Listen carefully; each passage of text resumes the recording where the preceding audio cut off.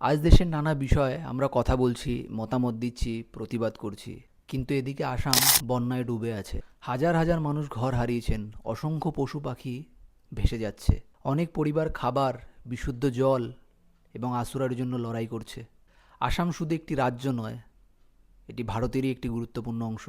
চা, জীববৈচিত্র্য, বনসম্পদ, দেশের জন্য আসামের অবদান অনেক। বন্যা আমরা থামাতে পারবো না, কিন্তু বিপদে পড়া মানুষের পাশে দাঁড়ানোটা অবশ্যই আমাদের হাতে। আপনি যদি সাহায্য করতে পারেন করুন, আর না হলে এই ভিডিওটি ছড়িয়ে দিন, যাতে আরও মানুষ এগিয়ে আসে। কারণ দুর্যোগের সময় সবচেয়ে বড় পরিচয় কোনো রাজ্য নয়, কোনো ধর্ম নয়, সবচেয়ে বড় পরিচয় আমরা মানুষ। ধন্যবাদ।